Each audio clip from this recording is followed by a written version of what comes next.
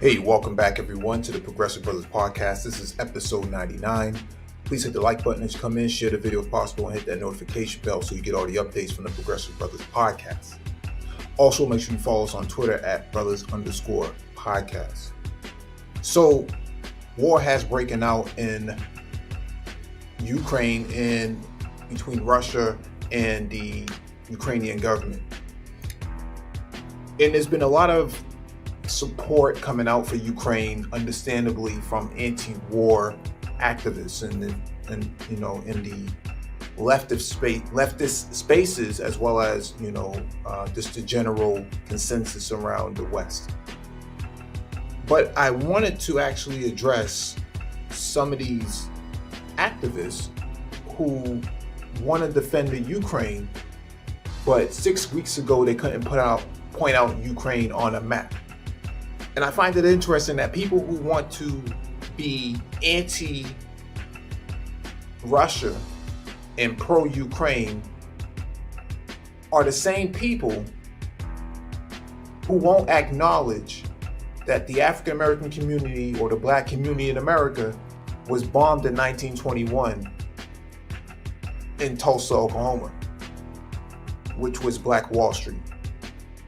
One of the first bombings of civilians in the world by military aircraft.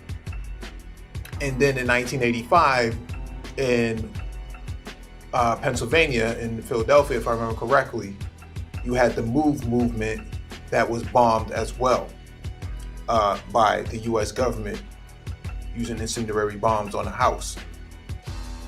There was no outcry by the anti-war activists for any of this, at least not on record.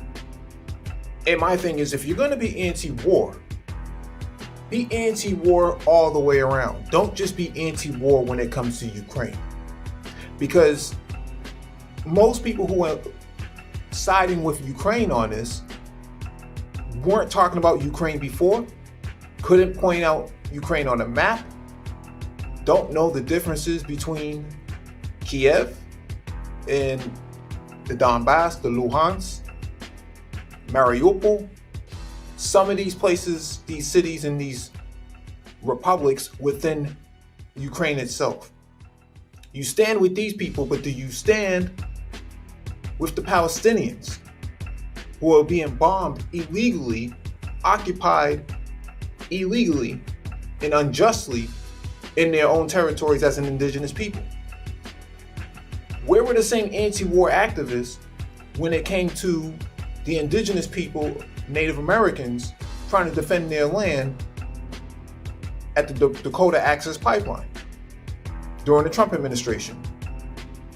Where were the anti-war people for Yemen when the Yemeni people were being unjustly bombed during the Trump administration? Where were the anti-war people when it came down to Somalia, who was just bombed last week? Where were the anti-war people when it came to Venezuela being illegally attacked in their own country and they had to close their borders? Where were the anti-war people when it came to Haiti and the illegal occupation of Haiti with MINUSTA? Where were the anti-war people when it came to defunding the police and the unjust no-knock warrants that were being served that led to a lot of Black people being killed? That's a form of war. See, it sounds good to be anti-war and stand with Ukraine now because it's trendy. But if you're going to be on the left, you have to be on the left all the way. You can't just be selectively on the left when it's convenient for you in your analytics. Being on the left doesn't mean that you wake up one day with an epiphany and feel like, oh, it's time for me to go out there with a placard and protest. No, that's not how it works. There's some context behind all of this. I'm not saying that Vladimir Putin is an innocent person. I am saying the people who want to support Ukraine now weren't talking about Ukraine 6 weeks ago, weren't even talking about Ukraine 2 weeks ago, couldn't even point out Ukraine on a map.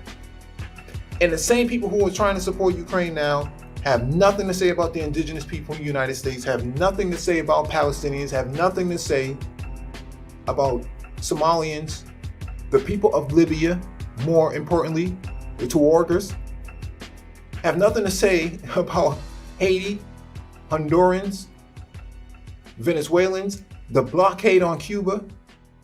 Where are all these people at now? All I'm saying is, let's keep it 100. If you're gonna be on the left, be on the left all the way. If you're gonna be anti-Russia, make sure you're anti-Saudi Arabia too. Make sure you're anti-Emirates too. Make sure you're anti-Israel too. Don't just stop at one place based on whatever the State Department tells you.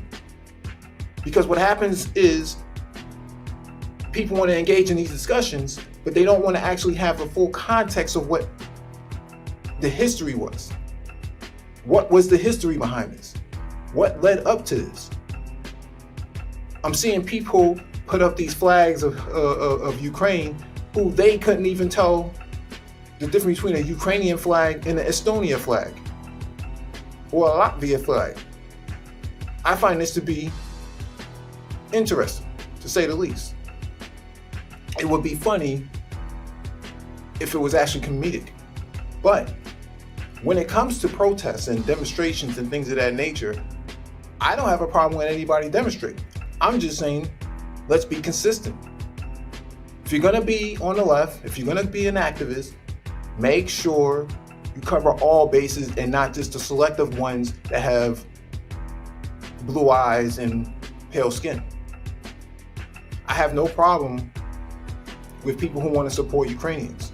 I have no problem with people who want to support Romanians, for that matter, or anybody else in the European theater.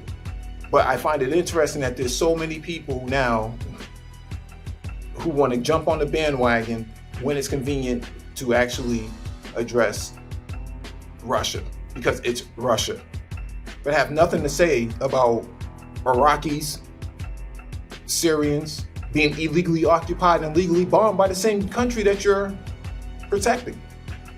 If you're going to be anti-war all the way. Not just on Monday, Tuesday when an invasion happens in Ukraine.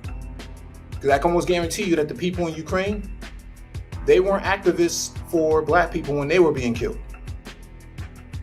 Just because you go out there on YouTube or Twitter or any other social media platform and you throw up a hashtag doesn't make you on the left 100% and doesn't make you 100% anti-war. Trying to chase analytics and make it seem as if you're this new activist, new kind of activist, and you're radical in your ways. I see all the way through that. I don't believe in any of it. I find it insulting that people will take on anti-war protests for Ukraine but have complete smoke for BLM. Have complete smoke for people in the diaspora, black people in the diaspora, African people in the diaspora. Complete smoke for immigration, but will stand with Ukrainian victims in a conflict that their leadership brought them into, in my opinion. So those are just my thoughts, and I just thought I would put that out there, as I see a lot of people posting as much as they could over a conflict that they don't even understand and can't even explain to their own audience. Like, share, and subscribe. Make sure you follow us on Twitter at brothers_podcast.